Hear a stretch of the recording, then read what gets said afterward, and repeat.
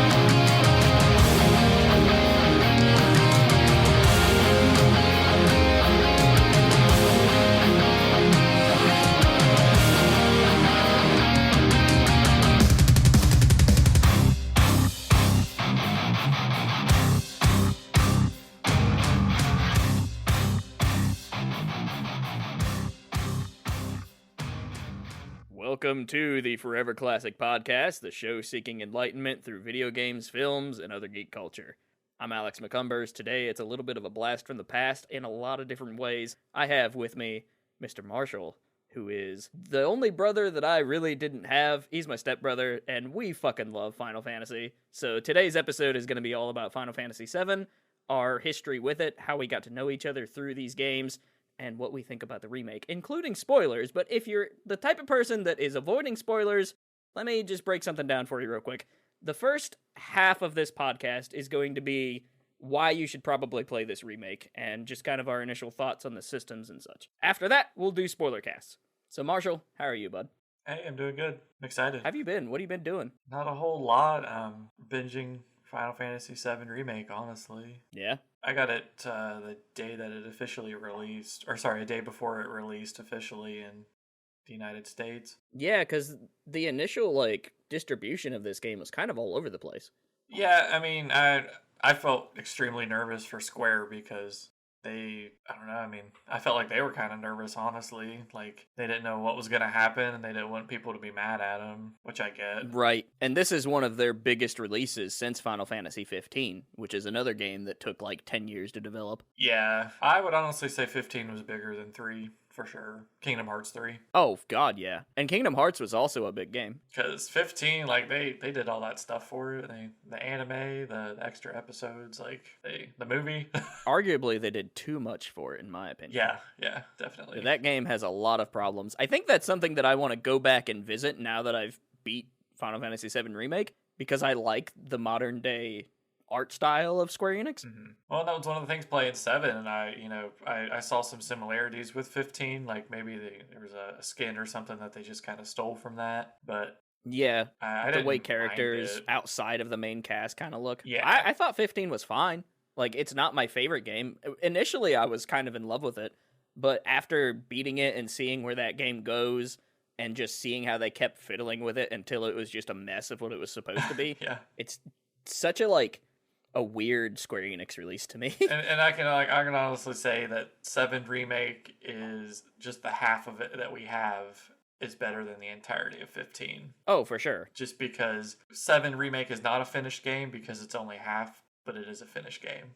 Like, it's more finished than what 15 was upon launch, and even now, honestly. And for anybody who's familiar with the original Final Fantasy VII, especially if this is a game you played as a kid, I will tell you right now, do what you can to play this game as soon as you can. Yeah. And try to avoid spoilers at all costs, because playing this game blind as a longtime fan is a super special feeling. Yep. Now, recently we did get the remaster of Final Fantasy VIII. Did you play that at all, Marshall? Because I haven't touched the remaster of Final Fantasy VIII yet, and I'm wondering if that's something that you've dived into.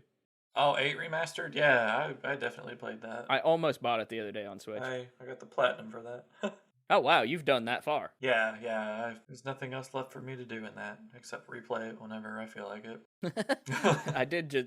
As soon as I beat Remaster, I picked up the original Final Fantasy VII on Switch, and I haven't played that game in probably 15 years. And so it's really cool to go back to it with, like, the sharpest it can look, with the ability to just pass random encounters. I think that's really cool. Mm-hmm. And then, of course, you can do the, like, power boost or something if you want to. Yeah, superpower mode's amazing. Yeah, I'm mostly just playing with not running into enemies, and that's really neat because I can explore the world more. Yeah. And when I played a lot of these games, dude, like, most of my discs were scratched, so half the cutscenes, I don't know what they're like.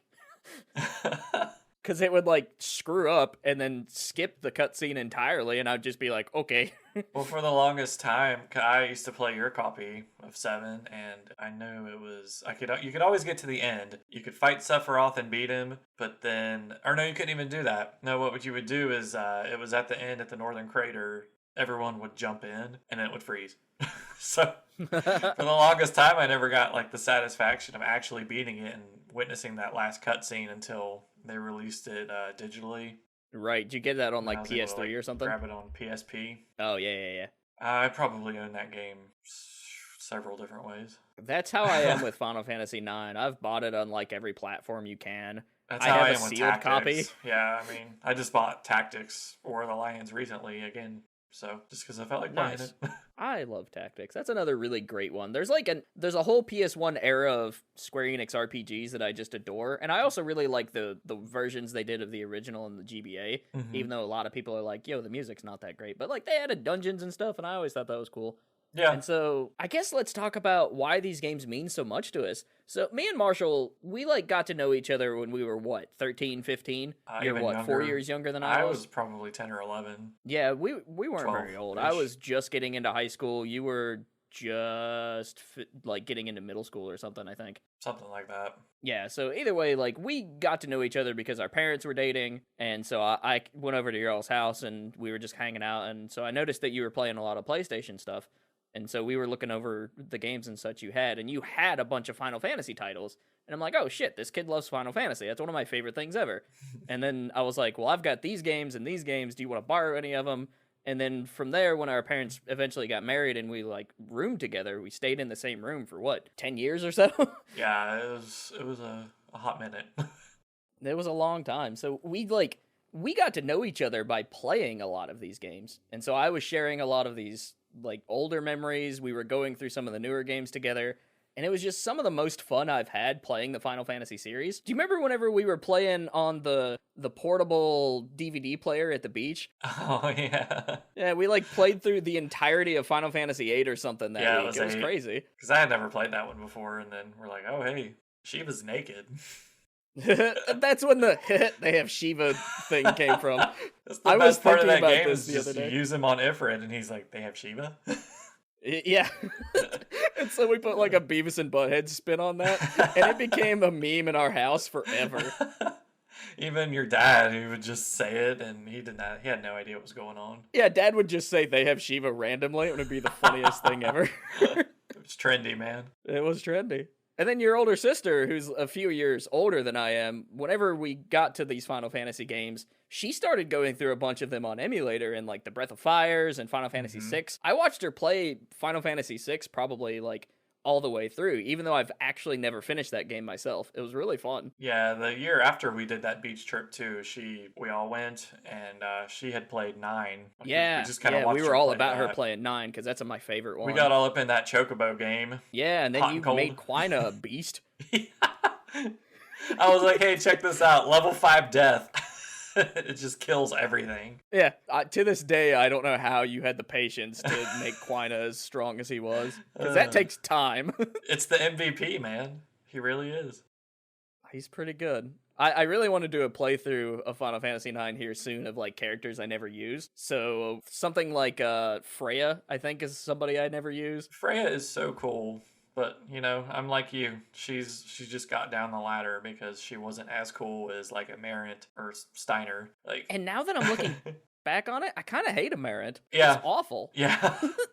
His only cool move is magic counter. Like, yeah, he's the edgy character that we kind of connected with in that era of, like, oh, I love punk rock and this sort of shit. But, like, overall, he's not a great character. He's not introduced properly. He does very little to the story. I would much rather have that chick with the axe than Amarant. Oh, yeah, she was neat. Lonnie, I think. Yeah, I like her. And so, anyways, we played a lot of these PS1 RPGs together. We differ greatly on Final Fantasy X, because I know that's one of your favorites, and that's probably one of my least favorites.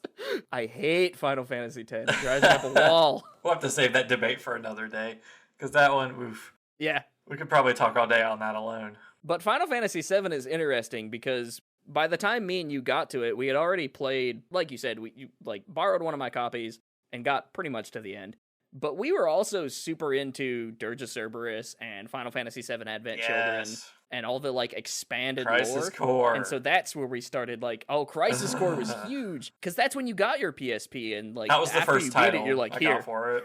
And I was stoked when you got it, because you're like, okay, well, once I'm done, you can play through it. And I remember spending days just laying on the top bunk bed, because we had bunk beds, believe it or not. And so I was laying in the top bunk just like killing stuff in Final Fantasy VII Crisis Core. I like that game a lot. I'd like to revisit that one too. You know, when I was downloading Tactics War of the Lions for the PS TV, I was looking and I was like, can I get Crisis Core? Unfortunately, they never made that compatible. So that's a bummer. I think you can play it on the Vita, though. Vita, you can. You should be able to. Weird that... Well, here's the thing with Crisis Core. If you play it through a PSP emulator, you can use a DualShock 4 and it feels fucking great. Please. And you can also make it, like, really high quality. Like, that's how I recommend playing Crisis Core. And if I ever do it again, that's probably how I'll do it. I might have to look that up. It looks really, really nice. Get into it, because it's been a while, and it's such a good game. Yeah, but either way, we've been exploring this universe and this lore for probably the last 20 years or so. Yeah, we're pros. I remember going through, like, classic internet archives and stuff, looking for copies of Advent Children or, like, trailers or something, and it was like this white dragon that I was constantly chasing, right? Like, I remember one year I delayed a birthday present because I wanted Final Fantasy VII Advent Children. And I delayed that present by like a month or something. It came out in like November or October or something. Oh, it's so cool. I remember watching that and just being absolutely blown away. And even today, those models still look really good. Oh, yeah. I mean, if you listen to an interview, one of the developers, someone asked him like what the most challenging part of making that film was. And they're like, Sephiroth's hair. They're like, nice. We could have went with some standard average Joe developing our program for it, but they decided that they hand animated all of it. So a lot of work went into it. They're like, it was challenging. Dedication. They hated themselves and they wanted to die. But at the end of the day, like, it looks amazing. Right, and that was 10 years prior to the Final Fantasy VII Remake. And, like, those character models are comparable. That was before... Remake looks freaking incredible in a lot of ways. Wait, what was that? Advent Children, they made it before Dirge, didn't they? No. I'll have to check that real quick. I thought Advent Children was, like, 2007 and Cerberus was, like, 2009.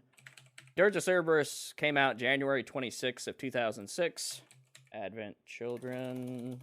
2000... Yeah, okay. Advent Children came out a year prior, September 14th, 2005. So about 6 months later, we got Dirge. That was a good year for them. And Dirge is kooky. That's the best way you can describe it. That's a kooky-ass game. C for kooky. It's such a weird, like, after the events of Advent Children... Vincent just like fucking around. I mean, but like all these crazy characters. They open a lot of like story stuff, I guess. I mean, just extra stuff that they could have done. Yeah, there's a lot of cool things in Dirge of Cerberus. Like, what's that character with the lightsaber? Shulk? She was cool. Yeah. And the dude with the big cannon, like we've talked about remakes before on the podcast recently, and I would really like to see like a Resident Evil 2 remake style Dirge of Cerberus remake. I think that'd be really cool. Yeah, just over the shoulder. Or like taking that same idea and making whatever they're gonna do with Vincent. That'd be pretty neat. I mean, it could even have the same play style as current FF7 remake. Yeah. Either way, I think that there's a lot that you can do now that we have the initial thing. Turn to an RPG. Or like a Devil May Cry 5 style game where you play as Tifa. That'd be sick. Oh, yeah. All right, so now let's bust into Final Fantasy VII history, the actual history, not our personal history, so to speak. So Final Fantasy VII launched in Japan on January 31st of 1997. It later came to North America later that year on September 7th, and a couple months later it was considered international and released like to the EU regions and all that. About a year later it was ported to Windows, and I think that's kind of an interesting port because I feel like a lot of the things that the people that brought that game to PC were missing, and so that version of the game is kind of weird if I'm not mistaken. But thankfully in 2009 it was brought to like PSN, where you could play it on PS3, PSP, PS Vita, and so that's pretty cool. You can also do it on PS TV, I believe. Yeah. And so nowadays we have the modern version, which includes things like being able to make all your characters super powerful, or making the speed 3 times faster than it should be. And so that, I think, was developed by Dotemu, a French-developed studio. And so they helped put out the Steam version in 2013, and Dotemu is now publishing games under the Arcade Crew. And so Dotemu actually, worked alongside Access Games recently to remaster Final Fantasy VIII. And that was considered a game that was kind of impossible to remaster because a lot of the source code was gone.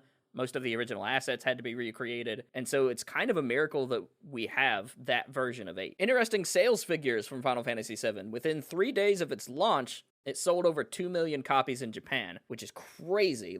I think something comparable is probably one of the Dragon Quests. But when it released in America, it was the fastest-selling game since Star Fox 64, which at the time was one of the best sellers, period. And it outsold most Hollywood films of the time. A video game. So it was kind of a pop culture phenomenon, and we really see that by how it's kind of a perfect storm, right? You had all these innovations with Final Fantasy VII, how there was pre-rendered cutscenes that played into actual polygon shapes, and you see that at the very start of the game. Mm-hmm. The opening moments are really just kind of a, hey, guess what? Video games are crazy now moment. And so you see the train coming in and the swooping camera angles and all the colors, and it's just nuts. And that continues throughout the entire 80 to 90 hour RPG across 3 discs. It was crazy. And this is all kind of at the time where we were just getting used to 3D games, right? Mario 64, I think, came out a couple years prior to this. And the N64 is something that I think Square Enix even entertained as a launch platform. Yeah. But because of the advantages of the PlayStation, they could get so much more content on a CD-ROM and make it look that much more better than trying to do it on a cartridge. I remember somebody telling me, either it was like a Did You Know Gaming thing or something, but apparently in order to get Final Fantasy VII to fit on an N64, it would have taken like 13 cartridges and been like the super expensive game. But they pulled it off in 3 discs. And that's something that like a lot of games started doing kind of after Final Fantasy VII. Like I feel like there were multi-discs released before that. But once Final Fantasy dropped, it seemed like most of the huge games were on multiple discs. So Square themselves put out Final Fantasy VIII, 4 discs long, Final Fantasy IX, 4 discs long, and that kind of continues through their library. And that's why having multiple discs was kind of a problem, because they were in these jewel cases that had a tendency to break in the middle, and that's why we ended up with a bunch of scratch discs. And so I even remember like trying to collect out of other people's broken copies, like a complete working set. I'm like, oh, my disc 3 doesn't work. Do you have a working disc 3? And so we'd swap around. We're trading them like Pokemon cards here. Yeah, pretty much. And shout outs to my buddy James back in the day. He gave me a lot of the Final Fantasy games because he really loved them. And so when I was showing interest in them, we like spent, I don't know, maybe a week or two one summer just hanging out at his house, going through Final Fantasy RPGs and Chrono Trigger and just any RPG we could get our hands on. And he had already played them on, so he's like teaching me things about these games. And it was really cool. And he just gave me a bunch of them. So a lot of the copies I have were presents from James. And I saw recently on his Facebook that he beat the game too, the remake, and also thought it was very good cool. for him. So shout outs to James. Love you, James. Yeah. Now, I actually got into these games because of my buddy Timmy's sister, Allie. She like sat me down one day. We were like hanging out at Tim's house. I think we had just went and saw the Harry Potter movie. I think that was that same weekend. And so she's like, I'm stuck in these games and I don't know what to do. Maybe you have an idea. So me and Timmy like sat down around the TV. She fired up the PlayStation and loaded up Final Fantasy. No, I think she did Legend of Dragoon first. And so she was at like the Phoenix boss, which is directly after like a really tough Vajra boss or something. And so we were trying to figure it out, but I was just blown away by like how the graphics looked in Legend of Dragoon. And then she's like, you think that shit's crazy? Watch this. And then she puts in Final Fantasy VIII and summons Ifrit. And I'm like, wow, games are nuts. And so then she fired up Final Fantasy IX, and she's like, I'm farther in this one. Check this. And she would like put out the summons there. And I'm like, this is incredible. And from that moment on, I was obsessed with Final Fantasy. Good deal. To the point where, like, later on, I ended up seeking out the legacy titles. And so I discovered that a lot of Square Enix's library was being re-released on the PlayStation because their install base was just massive, right? So, of course, they're going to put them on the PlayStation. And that's where I played, like, Final Fantasy 1 and 2, which aren't great ports. That's also the first time I played Final Fantasy 4. And I never picked up 5 and 6. I ended up playing those way later on the GBA. Yeah. Like, that's where I played 5, was I bought a copy of the GBA port day 1 and actually, like, went through it. That was really cool. I like 5 a lot. People should play 5. There's a book out about 5 that's written by... Oh, shoot. I'm gonna have to look that up real quick.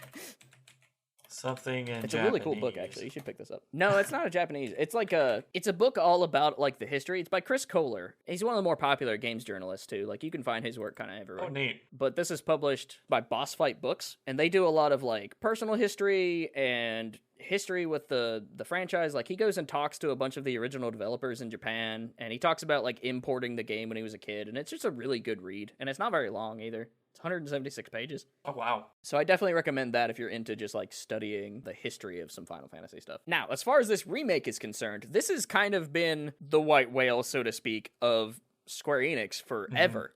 They originally shown this off as a tech demo for the PS3, and that tech demo looked pretty fantastic. And so I remember freaking out whenever they showed this at E3, because that's another thing me and you used to do, is every summer we would get together and just watch anything related to E3, and it was like the funnest thing in the world. Well, what's really great is, we saw that one together, and then we maybe got 1 or 2 more together, and then just for a while, we just didn't, I think we maybe had missed possibly 3 years worth together, and then all of a sudden in 2015, you chat me, you call me up, and you're like, hey, you want to come over, and you're going to watch E3 together like the old days? Absolutely. So this just happened to be the E3 that Square drops this bombshell that they are remaking it. So that was so neat. And I think I might have actually been at work when that happened. Yeah. Because I remember you and one of our nephews, Brian, like you guys had watched it because y'all were staying at the house. And so I had a shift or whatever at work, and I came home and like y'all were freaking out. You're like, no, you need to go to YouTube like, right the fuck now.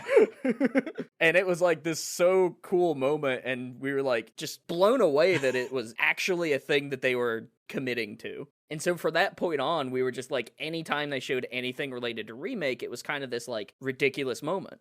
Yeah. It's like, oh, is this happening? And finally, like, they started having the game playable at shows. And me being a game journalist, I've been to a couple shows, but I keep missing the big ones where this game was available. Finally, last September, I was in PAX West in Seattle, and I finally got to sit down and play Final Fantasy VII Remake, and it was just like this awesome moment. And even though that playthrough of the demo was so incredible, that was nothing compared to how I feel now that I've finished the thing. So it was such a cool feeling, but that, like, it's elevated that much higher.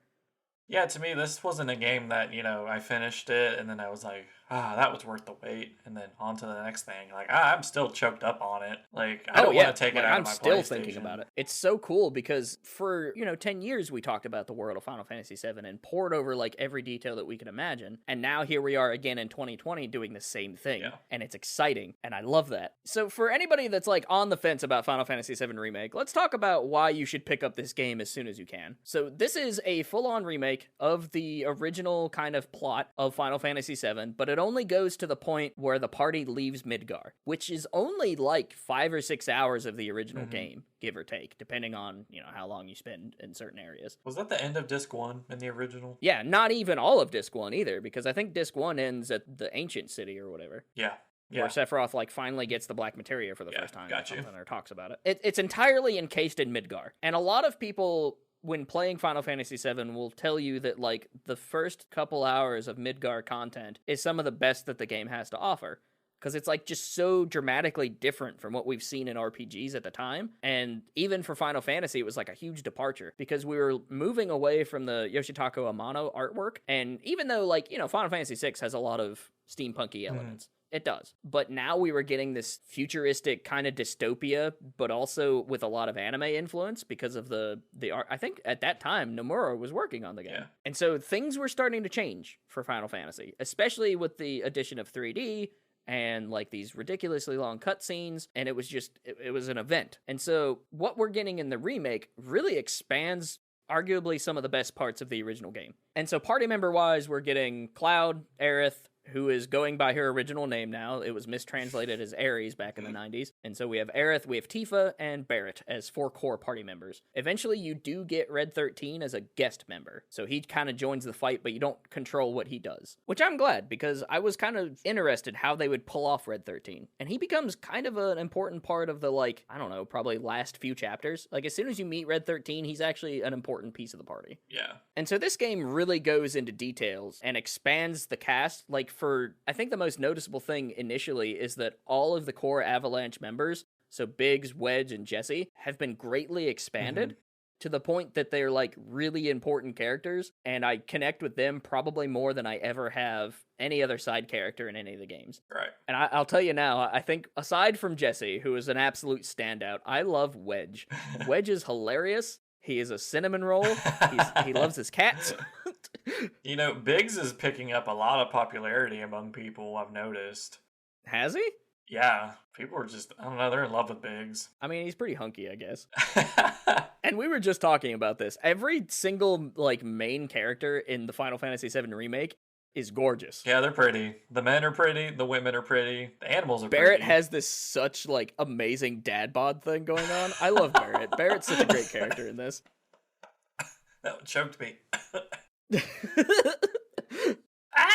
And of course, like, Aerith and Tifa are gorgeous, and Jessie is just amazing. Oh, Jesse's wife material. Yeah. If there's like a minor dating component in this game, it's not like super important. Well, that was in the original too, so it was kind of cool to see them bring that back in different concepts. Now, could you date Jessie in a way in the original? Like, could you take her on that Ferris wheel ride or whatever? No. It was a little too late for her. Oh yeah, at that point. Because that, I think, is that at the Gold Saucer when that takes place? Yeah. So your options for the Gold Saucer were Barrett, Tifa, Aerith, and Yuffie. Oh, because you could get Yuffie. Yeah, Yuffie was really hard to pull off, but it was like an awkward, nobody said anything kind of thing. Right. I'm kind of bummed that we didn't get Yuffie, but we get a lot about Wutai and how the Oh, public feels yes. about Wutai in this, and that's pretty interesting. Well, even Corneo's, his whole shindig is like Wutai stuff. Because in the original, we see him in Wutai at a later point in the game, and it's kind of cool to see, like, he's got roots there. Yeah, it's pretty fascinating just how much they expand on the various regions and what the cultures look like. And like Midgar feels like, I don't know, post 1960s like nuclear family shit, right? Like you have all these Volkswagens driving around and these like motorcycles, and it's very like industrial revolution kind of thing. Everyone takes the train to work. Yeah, it feels like a downtown Boston or like a downtown New York in the 1960s. Yeah. It's really weird. But then, of course, in Shinra Tower, you have all this like super high-end modern tech stuff juxtaposed with all the like industrial things that they're putting out as products. You see, they got smartphones. Everybody else does not. Right. They're all sending children to deliver other people's messages. Like, that's how they're texting. It was so cool back in the day in Advent Children that Cloud even like was given a cell phone, and it was a flip phone. Yeah, they had those razors. Yeah. That was in part to promote the phone coming out. Oh, it was, wasn't it? Which I think if you look on eBay, you could get one. There's a Final Fantasy VII Razor phone, is what you're telling me. Yes. That's crazy. It is insane. Now, Square Enix in product placement kind of goes up and down. Like, they did that fashion thing with Final Fantasy 13, and then in Final Fantasy 15, there's, of course, the cup noodles nonsense. Yeah. And so it's kind of like, sometimes it's cool, like this Razor connection. Sometimes it's stupid, like the noodle connection. 7 Remake has one of those. I'm just not sure what it is. It's not coming to my brain right now. Is there a product placement? I'm like pretty sure. I'm thinking back and I'm not catching anything. There's like that hair tonic thing that you can find. And there's the apple juice from Crisis Core. Yeah, the Benora white poster. That was amazing. Yeah, that's pretty cool. I actually didn't notice that until I was looking up like Final Fantasy VII Easter eggs. Here's one for you. Did you notice that the rest bench it's got this the symbol on it that the original save point was? Did you notice that? Really? Yeah. No. I saw that one today. Oh, like the black and white benches. They do have that weird little question mark thing, don't they? Yeah. Yeah. No, that makes sense. I love that that there's like a potion vending machine.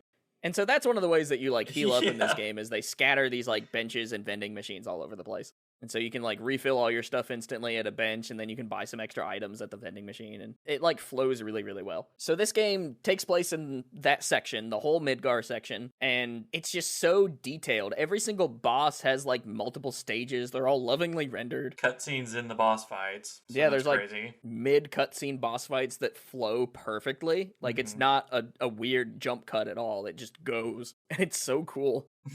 And anybody who's played the demo where you like fight the guard scorpion will tell you just how neat that is. And that's the other thing too. If you're on the fence about this game and you want to know like how the combat feels and how the game looks and that type of thing, check out the demo. But the demo from that point on in the story, things get ridiculous. Yeah. Like they really go above and beyond after the guard scorpion. Considering kind of like, without saying much, but in the demo you're there to do a mission, and then after that job is done, the actual game will expand on that, and you might have to see some consequences, or just how your actions has affected. And that's what's interesting about this game is even the minor stuff like become these kind of big moral dilemmas, right?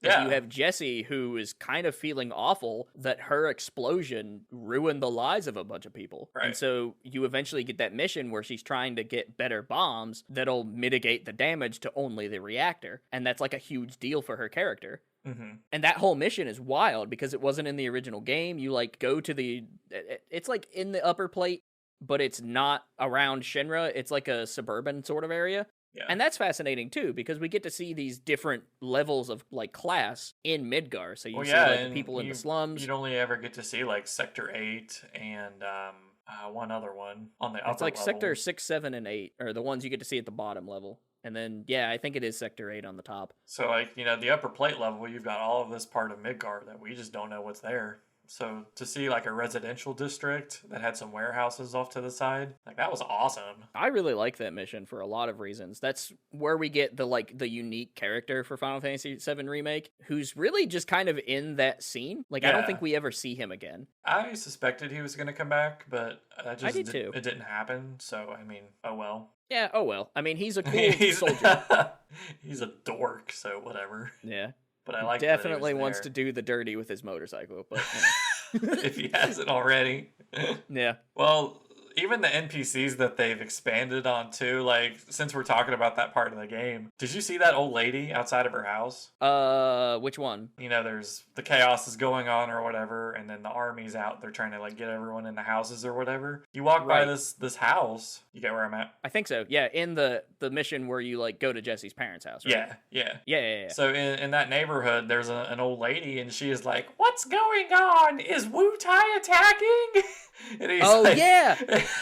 The soldier's like, "Ma'am, I need you to get inside, please." And she's like, "I'm getting my gun."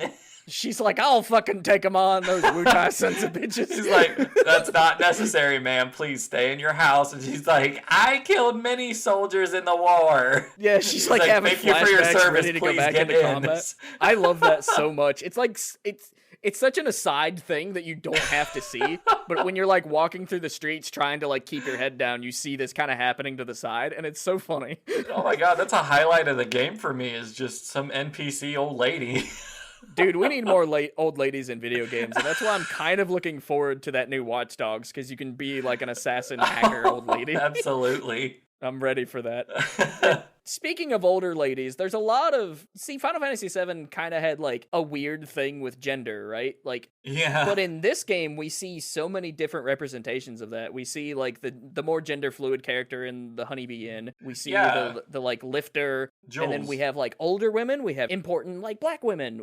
There's just so many good representations in this game. Here's that a it's good pretty one, right? crazy. There's the teacher at the orphanage. Oh, I love her. I don't remember her name off the top of my head because she's only a quest giver. But did you run into her in Wall Market? Yeah, she's a honeybee and dancer. She's in the back alley and she's all dressed up in a honeybee costume, and you're like, "What are you doing here?" And she's like, "I have to work here at nights." Like, she's like, "Don't judge me. I like to dance." Like, why? I don't know, man. Back in the day, in 1997, like, all of that gender stuff, you know, that was all taboo, and then now it's represented. It's not I mean, perfect. it's like they didn't change anything hardly from the core material They just regarding those made characters. Like, Jules was always he like dressed like a woman. Yeah. Assuming that he is male. And I mean, it's crazy that characters from back in 97, you know, they're being represented today. So I don't know, it just kind of fit in real well, I guess. There's a lot of really great writings and studies about like queer culture and how it was like building up in Japan and how it was kind of represented kind of okay. Like there's a lot of problems with how it's represented in the original release. And even now, there's a couple of lines that are like throwaway lines that aren't great, that are like kind of terrible, but there's a lot of great studies out there about how queer culture connects to Final Fantasy VII that'll go way more in depth than I ever could, with a lot better discussion. So I highly recommend seeking those out. I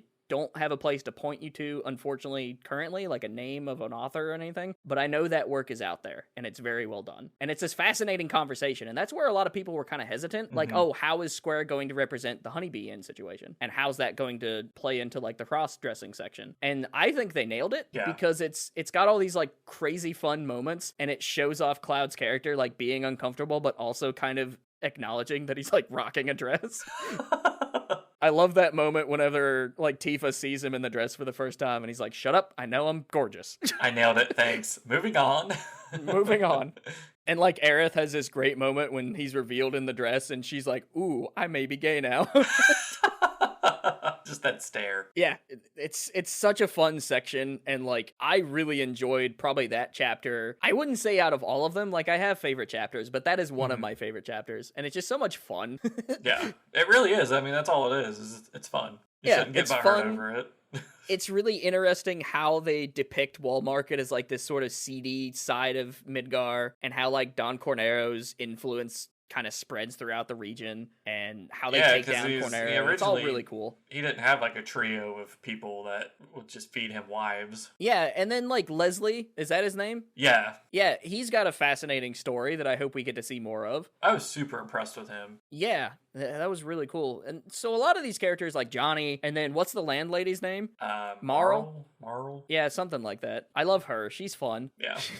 She has these great lines in the beginning of the game that are just amazing. They're like really funny. So as far as how the game expands what was originally there is really impressive. Yeah. And Like, this is the first time that I can say Square Enix writing is actually pretty on point. Like, it's not anywhere near what you would get in a novel, even of, like, a lower level novelist who has only published 2 or 3 books, right? But this is actually really, really good storytelling. The pacing is great, and the dialogue is genuinely funny sometimes, and it's such a night and day difference between the garbled mess that was Final Fantasy 15 to what we get now. Like, they had their ducks in a row as they released this, so... They did. It was such an important release, right? Like, you can't mess this up. And the way they did it, I think they stuck the landing, like, they expanded a lot of things. It's really, really impressive. And it hits those nostalgia notes hard if you're familiar with this game. Yeah. Well, I mean, even, like, well, you and I'm sure you've caught up on some tidbits that they had there, too. Like, even some of Aerith's dialogue. Like, she used the word mosey, for example. Oh, she's great. That she automatically just brought me all the way back to,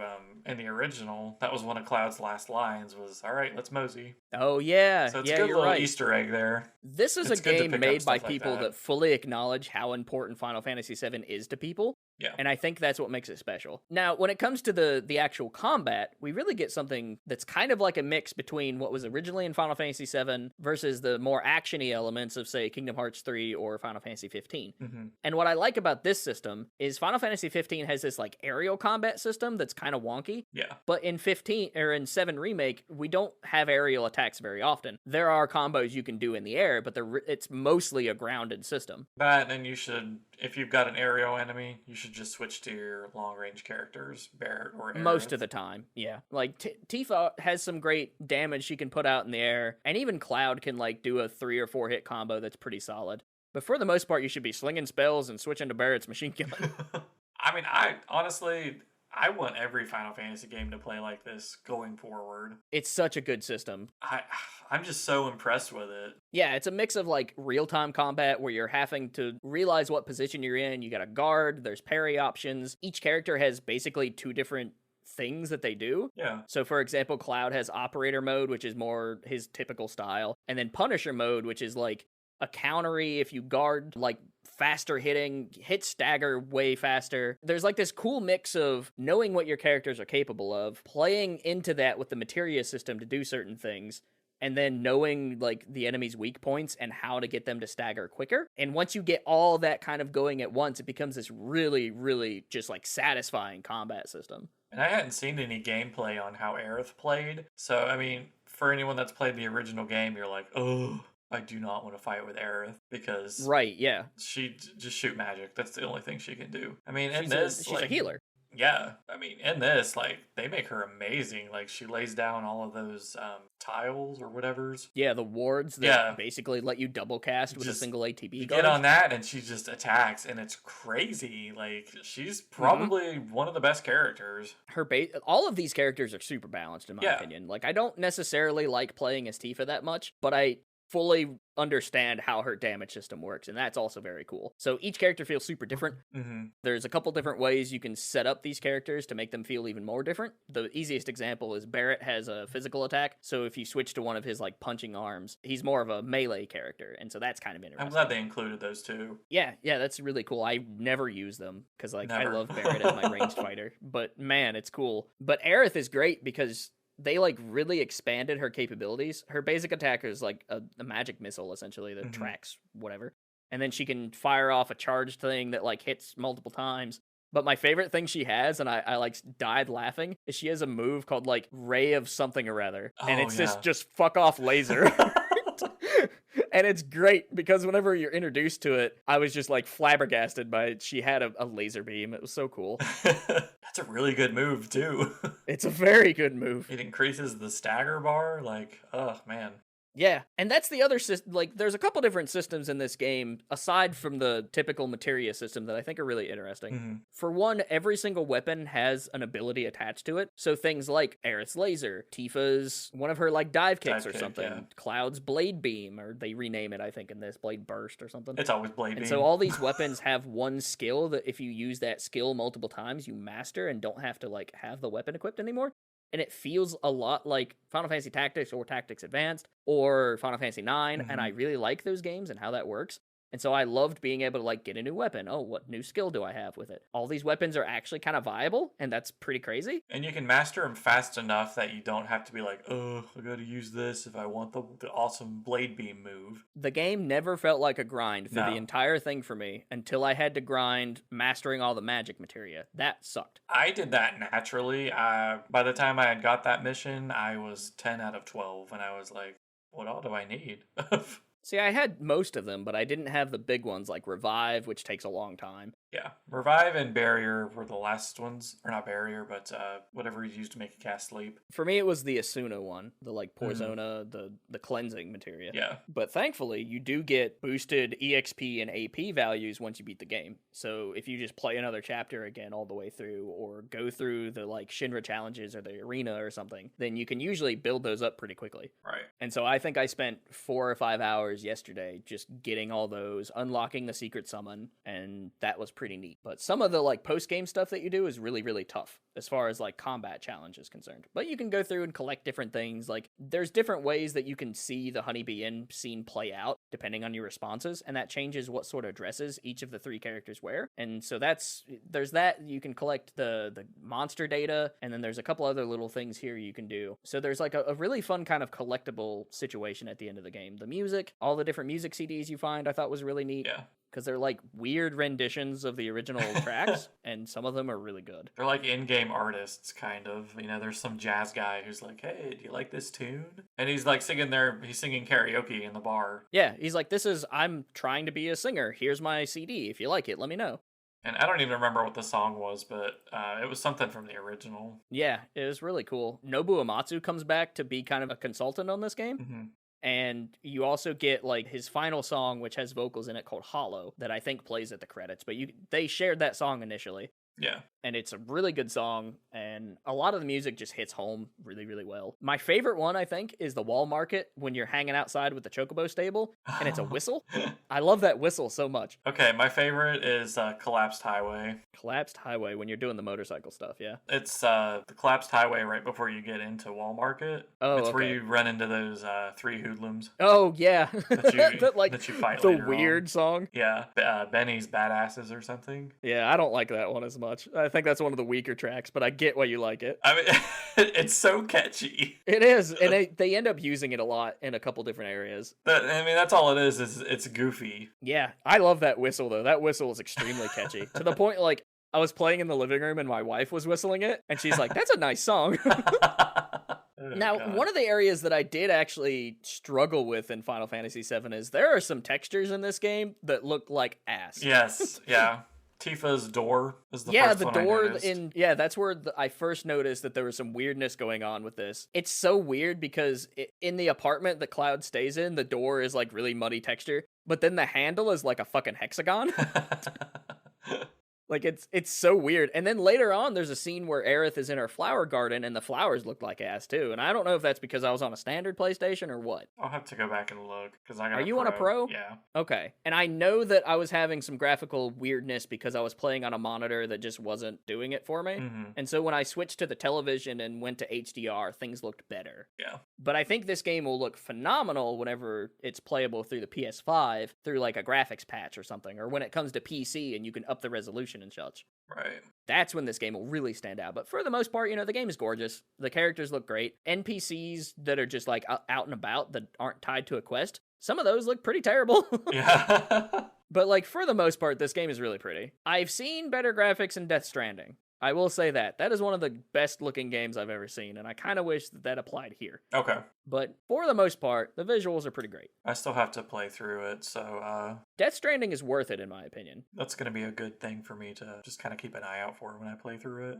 Yeah, catch it on sale. I mean, I don't regret having bought it the first day, so I got to experience everything kind of fresh and blind. I did grab it on sale. I've had it for 2 months now. Oh, really? Yeah, you should definitely give it a shot. Especially after this. I think it pairs well with Final Fantasy VII. That's good. I could start on it then and then kind of keep an eye out and see how or compare how pretty it is. Oh man, Death Stranding is gorgeous. Whatever they're doing with the decimal engine and whatever they're doing for like face mapping is unreal. And I don't know how it looks so good on a standard PS4. Like I was absolutely blown away by how pretty that game is. I will say if you're going to play Death Stranding though, just go through the critical path. Kind of ignore the side quest stuff unless you're really enjoying the gameplay.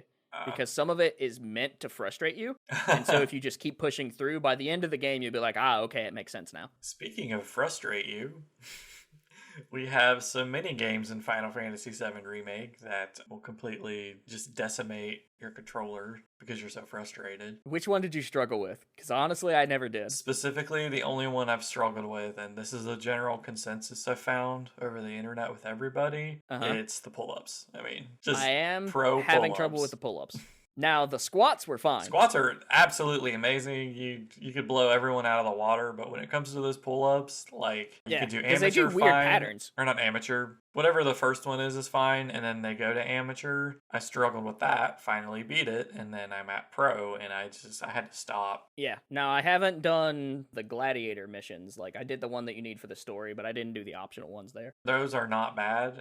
The ones that are in the Shinra VR, those are hard. They're tough.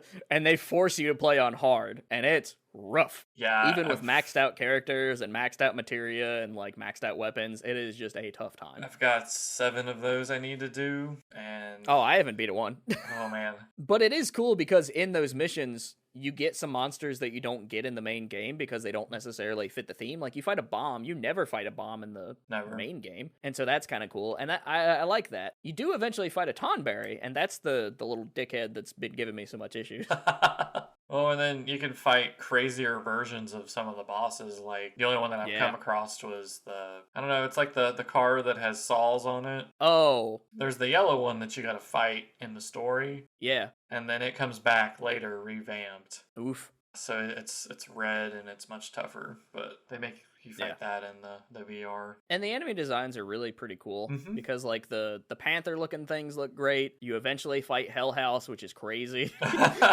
It's like this weird throwaway kind of random enemy in the original game, but it's like a big moment in the remake. I know. I first saw it. It comes up, and I'm like, "Oh, is this that?" Okay. I'm like, "Is this that house thing that showed up?" I was like, "All right." That was a little odd. And it's such a tough fight there, and it's actually a really tough fight in the remake too on normal. Yeah, I played it on very easy, and it was still. Unless you're not great at video games and like combat systems like this, maybe just play on normal because easy, I think, kind of trivializes a lot of these enemies. Yeah. And they're more interesting if you play them on normal, kind of as they're intended. Yeah.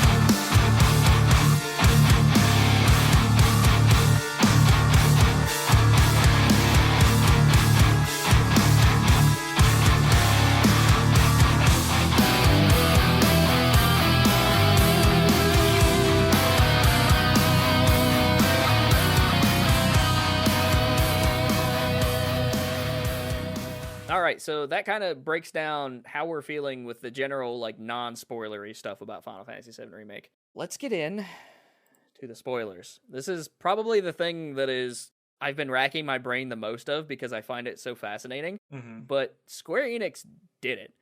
And they did it so freaking well that I can't stop thinking about it. So eventually what happens is you get to a point where you're getting ready to leave Midgar. You've fought Rufus on top of the Shinra building. And then things go off the rails from that moment on. Because this whole game, you're seeing Sephiroth a lot more often than you ever would have in the original. Like, you don't even see his presence at all until the Shinra building when he kills the president. But like in this game, you kind of see Cloud like struggle with flashbacks of Sephiroth. He hallucinates Sephiroth. Eventually there are characters that are like pretending to be Sephiroth, like the clones and such. Yeah. And so he's like this permeating problem through the entire game, right? But coupled with that are these characters called Wisps, which are very Tetsuya Nomura. Yeah. Like, they're cloaked, they don't have features, and they're just kind of like the Dusk or the Heartless in the Kingdom Hearts series, or the Nobodies. But they're always just kind of there, fucking things up for you. And what you eventually realize is that these whispers are a physical manifestation of destiny, and that destiny is the original plot of Final Fantasy VII. And so these beings are protecting that plot and making sure things go a certain way. And you see this at the very start of the game when you meet Aerith. And it's nuts. Right, and you just don't realize it. Yeah, and so the ending of the game, you fight destiny because you're defying destiny. Aerith, through the entire game, talks about these preordained moments. In fact, there's an optional scene where she says, you can't fall in love with me because things are going to happen a certain way, and I don't want you to go through that. And me as a player who knows what happens to Aerith Right. was devastated. I'm like, no, I don't want this to happen this time around. Dude, when I was a kid, Aerith's death meant so much to me that it actually bothered me at a super personal level. I spent years trying to bring her back, either through actual intended gameplay methods or using a Game Shark. Like, bringing her back was a big deal to me. And so this whole time, when I'm thinking about how they would remake this game, I was hoping that she would survive somehow, like they would change the story. Right. And I even wrote about this in, 2015? Yeah. Like, I just sent you this article from GigaGeek magazine that I titled Final Fantasy VII 2 ? And by God, I was kind of right in a lot of ways. You did it. I mean, you nailed it. Yeah, and so this is essentially a canonical sequel to the original Final Fantasy VII. And so your party, like, the whole time, Aerith is like, there's some preordained stuff. There's a moment when she touches Red 13, and I think that Red 13 suddenly has the same premonitions that she does. Yeah. Because I think Aerith is aware of the original timeline in this. Well, that was the end of the game, is what she saw whenever she touched Red, is he's running and he looks at an abandoned Midgar, like that's just ruined. And they show the scene where Red 13 and that other character, the other dog thing, are like running, and that's the rat dog.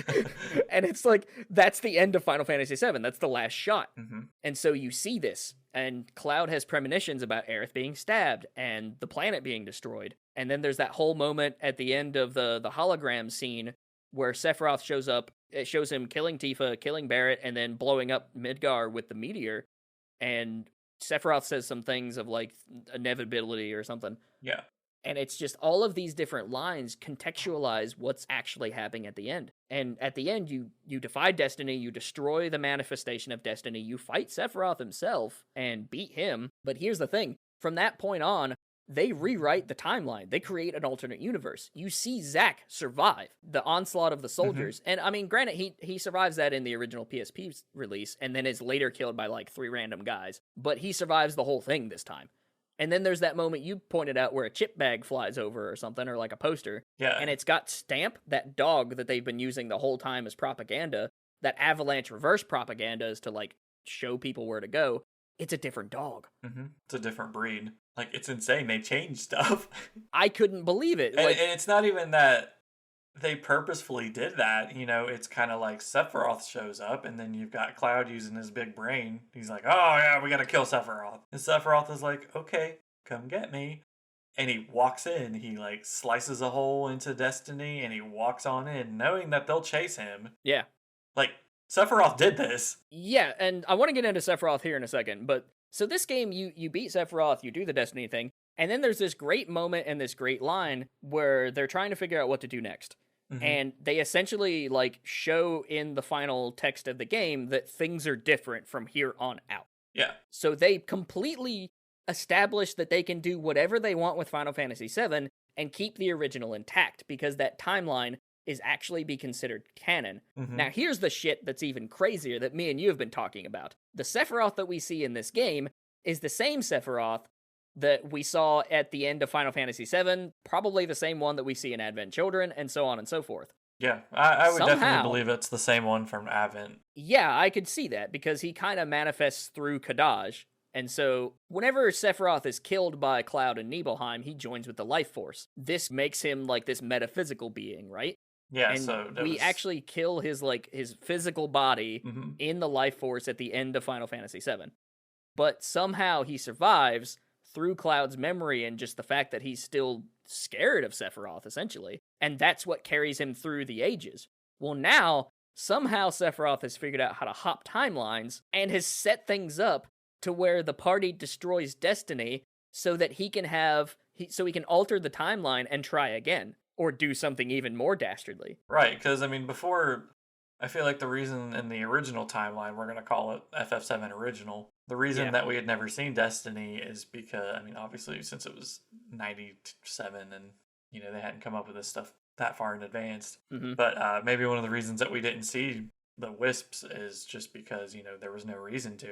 Exactly. Time was moving on as intended. Well, here we are, FF7 Remake starts out, you know, they make Aerith, you know, wave around, you know, things are already different because Sephiroth has shown up already. And I couldn't figure out why the Wisps intervened in Sector 7 right before they go to the second reactor, but it's because they don't want Jessie there.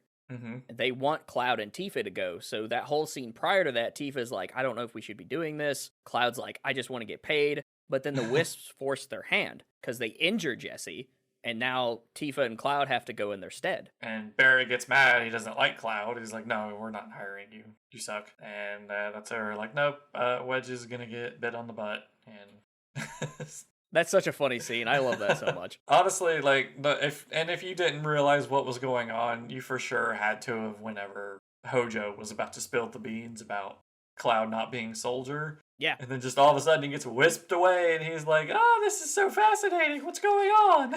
Yeah, he gets pulled away, and that's a whole thing. And I actually didn't notice the significance of that until later. Really? Where things started to click for me was when Barrett was stabbed in the Shinra office, and he just dies. Right. And then there's like a whole kind of tragic situation, and I'm like, holy crap, they've basically pulled what they were going to do with Aerith, but they're doing it to Barrett. That has such significance and weight to the story, because he's such a like standout character the whole time, right? Yeah. But then immediately the Wisps fix it. And they like bring him back to life for no reason other than he wasn't supposed to die there. And Red 13 comments on this. He's like, this is not a part of your destiny. That's why they saved you. And he's like, oh shit, thanks, I guess. And from that point on, I knew something weird was going on, but I kind of like was annoyed by it because I thought that killing Barrett was a bold move. But then they're like, oh, well, it's like, you know, we're not doing that. But then if you think about in the context of, you know, Sephiroth is out there trying to change the timeline is altering from this point forward.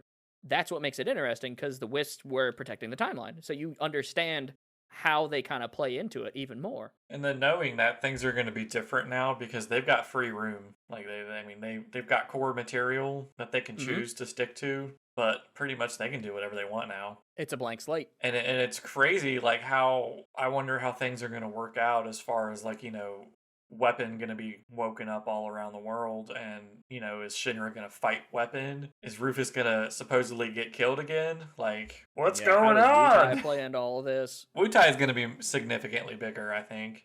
I think so too, yeah. Because they really made it a big point to talk about, you know, the recent war and how there's still like anti-Wutai sentiment spread throughout. I feel like in Midgar. the original they were like, yeah, the war is over, and then here they made a point to state that it's just a ceasefire. Yeah, because Cloud specifically mentions when they're like, well, what about the Wutai ceasefire? Cloud says, well, you know, that just puts the war on pause. Yeah. It doesn't end anything. They can do whatever. Plus, you know, you've got President Shinra who's like, just Avalanche and Wutai are in cahoots. Yeah, they're like creating this false narrative. There's so many interesting things going on with like the moral dynamics. For those of you who don't know, it's Rufus Shinra is the one that funds Avalanche using Shinra money because he's a dick. Oh, he does fund them, doesn't he? Yeah. So Rufus is a little bastard. That makes me wonder how things are gonna play out like along down the line, because you know, I don't think Avalanche is gonna want to fight Shinra anymore. I don't know. I mean, yeah, because things have shaken up so much. Rufus can pull the plug since he's in control. Yeah, that's what we see at the kind of final moments of the Shinra Tower is we see Rufus take control, his group gather around him and kind of solidify what's going on there. And so who knows what, you know, Rufus's motivations are, because we only see him in that boss fight. He shows up, he kicks the shit out of you, and then that's it. And I love Rufus. He has always been my favorite out of FF7 since the original. He's so cool in this one. He's really edgy, but man, he's cool. Just the first time seeing him in the original, he drops off from the helicopter. He's got that long shotgun. He goes toe to toe with Cloud, and then he's like, "Yeah, I don't want to be here." Yeah, and he takes down Diamond Weapon, and then he shows up in Advent Children. He survived his wounds, and he's like, he feels really bad for devastating the planet, so he's trying to like make amends, and he funds WRO. Yeah. Yeah, there's a lot of interesting things that he does throughout the games. Yeah, so I mean, it's like all of everything that we know. What's going on? But here's the thing is they keep the original timelines and stuff sacred. They said, for those of you that like this, it's still there. It's still a part of this story. It's just disconnected by this particular thing. It's like it's a remake, but it's a sequel. Yeah. Now, I think the most interesting thing that I'm looking forward to in this next game is how they treat Zack. Because Zack is such an important character to Cloud's story. And we don't get, like, how Cloud's memories are basically Zack's memories and how he's, like, super traumatized. And a lot of his, like, thoughts are falsified. Because, again, Hojo was going to tell us, but then the Wisps are like, nah, not right now. Not yet. That comes Spoiler alert! Right, yeah. They're the ultimate spoiler alerts. It's just like shut things down. And so I'm interested to see how Cloud's, and throughout the entire game, we see how mentally damaged Cloud is. And that's something that I really wanted out of this game. But I want that to be further delved into, especially with Zack in the mix. And with Aerith and Zack being alive, this creates another love triangle. Which is extremely confusing to me. Wedge and Biggs are alive, right? Yeah. Jesse's dead AF, I guess. Yeah, I mean, as far as we know.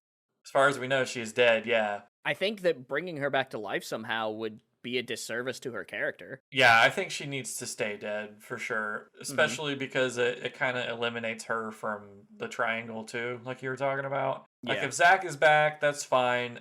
Zack and Aerith can smooch.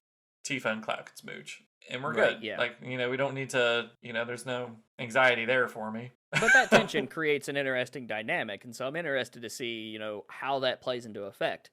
And, right. Will Cloud and Zack have to clash over Aerith at some point? Probably. Exactly. We've never seen them fight. I feel like she's going to be fine, Aerith is. Like, she'll be alright. Maybe till the end of the game, and then they might kill her. This was something that I think Jim Sterling talked about in his recent videos and podcasts.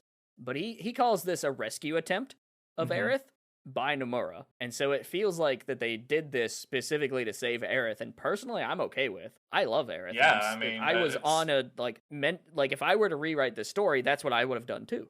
Yeah, something different happening. Yeah. Because she was kind of a martyr, in the original compilation. Yeah, her death was really significant, and she sacrificed herself to stop the meteor with Holy, or at least attempt to. And her spirit comes back at one point at the end of the game to stop the actual meteor. And then we see her and Zack kind of coaxing things along. Her spirit heals Geostigma and Advent Children. Her legacy carries on through the life force. Yeah, somehow she turned into a god, so... Yeah, but now she doesn't have to.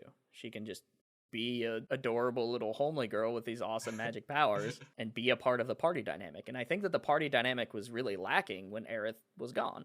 Yeah. There's definitely a piece missing, and that's intentional. They want you to feel like she's gone. There's a void missing. Yeah. They really drive that home through the entire game after that event.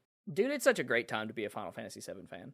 I've seen people be kind of frustrated and upset about this ending, but I just find it so cool, and I can't wait to see what happens next. Yeah, this is... I don't know. This is the one they got right. Yeah, this honestly, is their best Square case scenario. lately, they have... I don't know. I mean, they feel like they've been tripping over the finish line with the recent in a titles. lot of ways, Square Enix has been kind of fumbling. Kingdom Hearts 3 wasn't all that great. Final Fantasy 15 could have been way better.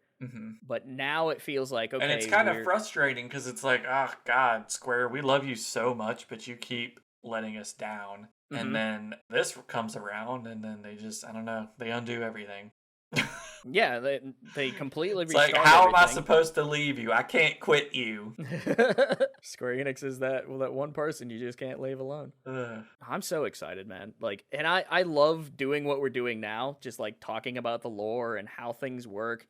There's all these little details that they've thought of. I was telling you this one the other day, I think. But I think the description of Shiva in Remake, they talk about how she stopped a calamity. Oh, and yeah. in the original Final Fantasy VII, whenever you find where Genova dropped, it's frozen. Oh my God, I didn't know that. Yeah, that's crazy. Again, these are people that love this game and love the people that love this game, and it shows in their product. Because that's her description is she froze the earth to save it from being destroyed or something. Yeah, ain't that cool? That's insane. And I love seeing summons and how they evolve in game to game, and the summons look so good in this one. Yeah, it was super strange why they gave us Leviathan so early, but I love it. Yeah, I'm into it. Like, Leviathan's sick looking. I think Bahamut could have been more interesting, because essentially Bahamut looks like the Whisper Bahamut that He's we get, just color yeah. swapped. I feel like the only reason we got him is because we got Whisper Bahamut. So it was kind of like, oh, we can get away with that. And the thing about most Final Fantasy games that don't feature Bahamut, like, remember back in the day when we were playing Kingdom Hearts, there was all those rumors that, like, if you did this, this, and this, you got Bahamut as a summon. Yeah. Yeah, so those have always been kind of rumors in these games, right? And so they're kind of like subscribing to that by making him a final unlockable. Yeah. It's good stuff, man. Which, I mean, the original had 3 or 4 different Bahamuts that you could get. Mm-hmm. So I'm excited for that. Yeah, and I hope that comes through. Like, one of my favorite things about Final Fantasy VII is there are so many summons, and they all feel so cool and different. I'm sure they'll incorporate Knights of the Round somehow. Yeah, maybe there'll be like legendary fighters or something from the Cetra era or something, and maybe they'll like add to the lore. Yeah, right? Like, that would be cool. Now, here's something that people have been pointing out. We do get a Shinra reference from Final Fantasy X in this game. Like, there's a photo that you can find of various Shinra, I think, scientists lining up for a staff photo. And right in the middle is Shinra with the gas mask and stuff. I haven't seen that. Yeah, I just recently discovered this. And the other thing that's kind of interesting is, lore-wise, we've always kind of assumed that maybe Final Fantasy X is, like, either in the way distant future of the same planet or the way distant past. Yeah. And when you're looking at the hologram where they show you all the Cetra and the Ancients, their clothing kind of looks like Final Fantasy X clothing. So there's that to think about, too. Yeah, I mean, they're definitely similar. I had a theory that combined, like I thought 2 and 5... or no, 2 and 6 were a part of the same world, which was also a part of Type 0. It was craziness. Oh, okay. Like, just, I don't know, there's specific similarities in each of these games that I was like, oh yeah, I had a crazy. They very well could take place in the everything together. Same planet or whatever. I mean, if what Square is doing...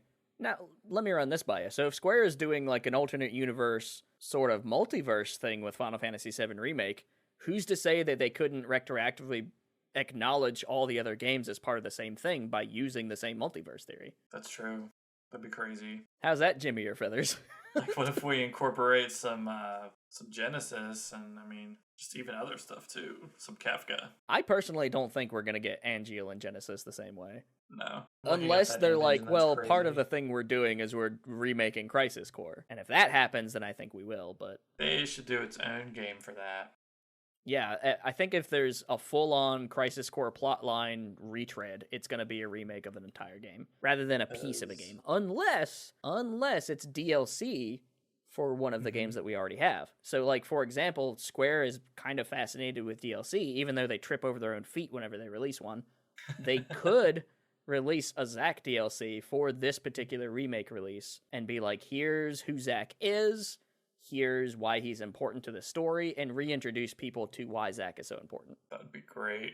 That could happen. I mean, I definitely, because they left the compilation on such a cliffhanger with Genesis returning and flying away with Weiss. Yeah. Like, I kind of want to know what's going on. Oh yeah, at the end of Dirge of Cerberus, that's how it ends. Even, what was her name? Her sister, Shalua, the one that was all messed up. Mm-hmm. Like, they dumped her, and I think she fell off the airship, and she landed in, like, Lucrezia's cave or whatever. Oh, yeah. Yeah, I'm excited to see what they do with Lucrezia, too. What are y'all doing? Because her story is really fascinating, and how it ties into Vincent's story is, like, really interesting. I think Deep Ground is awesome, too. Mm-hmm. They should just execute it a little better. I mean, have characters that are named Red the Red. That was when things got really kind of weird. It's neat, but it's neato. It's like collapsed highway neat. Yeah. Goofy. It's kooky. Rated C for kooky. I love Final Fantasy, man, and the thing that I love most about this company and these series of games is that they kind of like keep their legacy, and so they're re-releasing these games, they're revisiting the plot lines, and they like keep porting them to modern devices. Sometimes they fuck that up real hard though, like whenever they put Final Fantasy VI and Final Fantasy V on Steam and on mobile, and it's like the ugliest thing in the world. Loses all sense of personality. Like, it's such a horrible remake of those games. Well, and not to complain about FF8 remaster, because, I mean, I'm so glad we got it.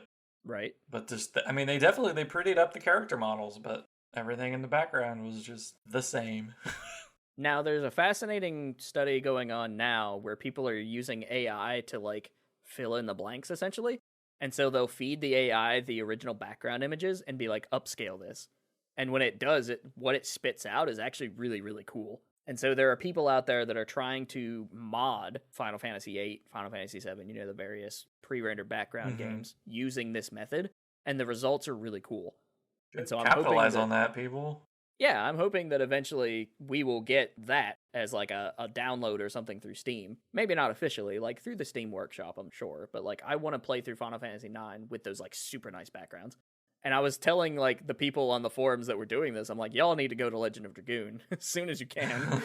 I would definitely like to see them remaster that. Oh my god, I love Legend of Dragoon. I haven't got to play through it, so. Playing it now, as an adult, with the background of games that we have, it's not great. But man, it was cool for the time. I just remember they had capes that flowed, so. Yeah, they did have some flowy capes at some point. I think. Maybe. I don't know. I remember seeing Vincent's cape in Dirge of Cerberus and thinking, wow, video games are sweet. God. That was awful. But yeah, final thoughts about the Final Fantasy VII Remake? I mean, where do you hope to see it go from here? I honestly don't know, and I kind of like, I catch myself speculating some, and I kind of just don't want to because I want to be swept off my feet whenever I experience the next portion of the game. That's true. Like, I just want to be caught off guard and hit in the back of the head. And that's how I felt with this one. Like, I bawled at the end because the entire time I'm like, they're going to kill Aerith. I don't want this. She's such a great character in this. I love her so much in this game. And then when the credits rolled, I was like, oh my god, she's safe. And I just bawled. That's how I felt about Wedge and Biggs. Yeah. And when Jesse died, I cried there too. Like, there was a lot of emotions for me. We rolled up to the tower and Wedge fell off immediately like he did in the original. And I was like, oh, yeah. Here we go. Then he whipped that grappling gun out, and I was cheering. Yeah, there's so many, like, pop off my seat, just, like, yelling and excitement moments in this game. And then he went back for his kitty cats, and the plate fell on him, and I was like, oh. But then later, of course, He comes back. Yeah, the cats are like, meow, and he's like, isn't that one of Wedge's cats? Then he comes back, and then when he's in the Shinra building, the last time we see him, the wisps just blow him away, and he was like, I don't know, the last words that he left made me feel uneasy, but I don't know, I don't think they'll kill him off screen. I just played this again last night. He says, just tell me that I did something worthwhile, or something to that effect. Yeah. Tell me that my actions mean something. And I was like, oh. But I don't think he's a dead boy. I think no, he's in the end credits, isn't he? Biggs is. Biggs is. I think Rufus is gonna catch him and hold him prisoner. Oh, maybe we don't see the resolution of Wedge. I thought that we saw him in the credits. Mm-mm. Man, all right. I was looking. Where's my cinnamon roll boy? And then I was like, Biggs. That's amazing. Yeah, is Jessie okay? No. God, just her final scene too. She's like holding them grenades and she's like, bitch, I never miss. And then, them stupid wisps toss them back in her face. And I'm like, that's just not fair. It's such a heart-wrenching scene. Everything about it is crazy. That's just another tidbit of like, how we're in a different timeline right now because she would have been fine. Yeah. And Destiny was like, nah. No, that's the one thing that Destiny, like, continued. Well, there's a lot of things that they like. So it's interesting why Biggs and Wedge are still alive, though, if they originally died. Right. So I wonder. It's crazy, man. I'm so excited. So for me, the best case scenario is I think that we will eventually get a DLC. And I don't think it's going to be a very big DLC. Now that I think about them doing something with Zack, that's kind of where I'm sitting with that. I think they might just release a special episode of like, here's Zack, here's who he is, here's why he's important. Anybody who doesn't know this will now know this, but it's not going to be a DLC that people like, is my prediction. No, yeah, because I don't think it's going to be very long. Maybe a Red 13 kind of DLC. I don't know what all they would show, since a lot of his character building goes on like further in Cosmo Canon. Right. But I don't know, maybe we'll get him hanging out in the lab with Hojo. Maybe. But I think that we will get at least one piece of DLC, because Square Enix likes to add things to their games, and that'll be a story DLC. Between now and then, we'll probably get some costumes. So we'll get, like, an extra weapon, or the Advent Children gear, or, that type of thing. That'd be neat. But I think they are going to add to the game. Eventually, they'll make the extra summons that you can get, so Cactuar and Choco Chick and all those. Those will eventually just be available, if I had to guess. Yeah. But I don't think we're going to see another full-blown release until PS5 2022, 2023 at the earliest, in my mind. Because we're getting a PC release sometime next year, and then probably about a year or two later, if they're actually on top of their production, then we'll get that. But of course, with things going on in the world how they are currently, productions are kind of like all over the place. So they feasibly either are going to carry a lot of the assets that they've already established to the next game. And like, how does that production look? Like, what is the current timeline for everybody's work? Like, all of that's kind of thrown into question right now. Right. And so I don't think we're going to get another Final Fantasy VII sequel, I guess is what it would be. Then Part maybe 2. 2022, 23. Yeah, I mean, and I think that's a fair kind of time span to shoot for, too. I mean... Yeah. If I don't know everything's what all going well, that seems like a good they have idea. to put into it. I don't know if they had maybe just stopped doing work after they finished, or if they had just continued on, before everything went haywire. Yeah, and that's the type of thing that, Square Enix is going to keep to their chest. They're probably not going to talk about the next entry for at least another 6 months or so.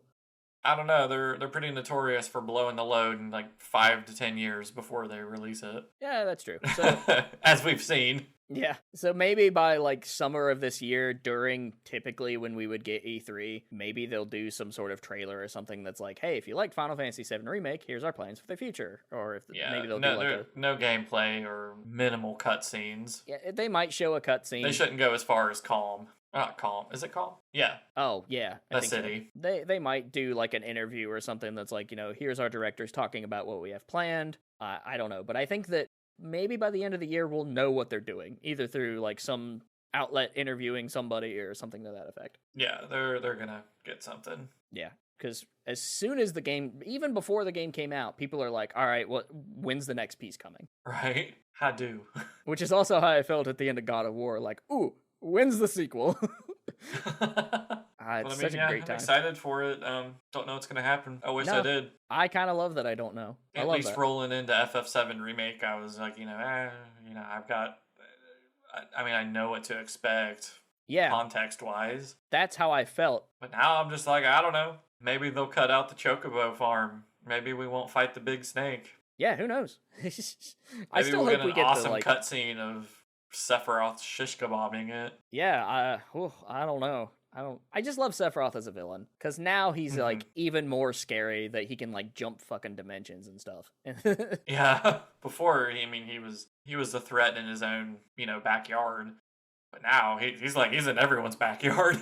Yeah, he could be literally anywhere, and that's terrifying. Anywhere Cloud is. Exactly. Like, I think he's anchored by Cloud, and that's probably the connection he used to jump to this dimension. He's like, all right, well, here.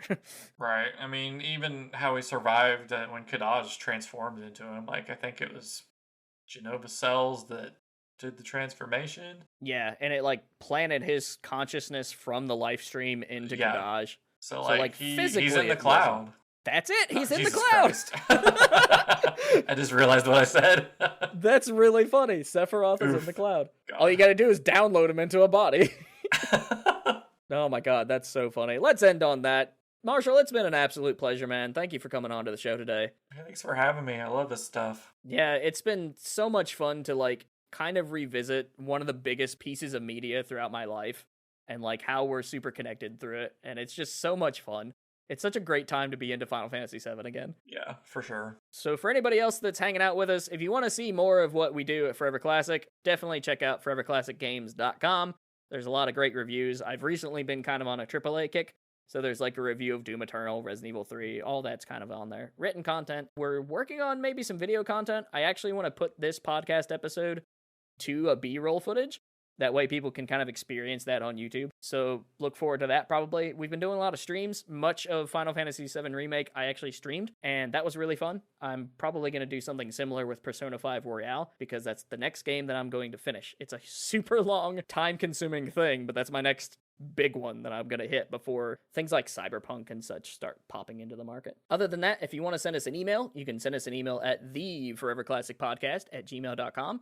You can find me on Twitter at ACMccumbers, and of course you can find the rest of the crew that aren't here for this episode, like Joe you can find at The Daddy Gamer, and Zach you can find at Exquisite Liar. we're all just kind of hanging out. If you want to like chat with us and play some game with us, check out our Discord. You can find that link in the description box and on the website and various other places. So, Marshall, if somebody wanted to chat with you on the old internet, how might they do that? Best place would be Twitter. You can find me at @MarshallGrog, GROGG. I tweet funny stuff sometimes. You tweet some nonsense sometimes. Yeah. Between you and our old friend Allie, shout out to Allie. I love her Twitter presence. It's so funny. Man, a lot of my adventures are just going to the grocery store and complaining about people I interact with.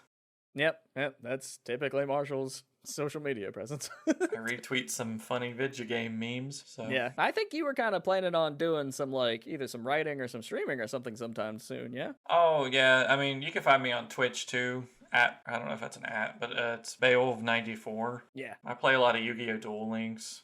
And kind of getting into the swing of streaming some mainstream games that are extremely popular that I've never played. There you go. Like God of War 4? Yeah. Oh, the newest one. Everyone says it's popular. I've never played it. And then I've got some pretty funny commentary just based on me kind of trying to just figure out how to play and all that. Sounds like a fun time. If you guys want to drop by and watch me do that, I mean, I suck, so come join in on the fun. It's there. You can find it. For real.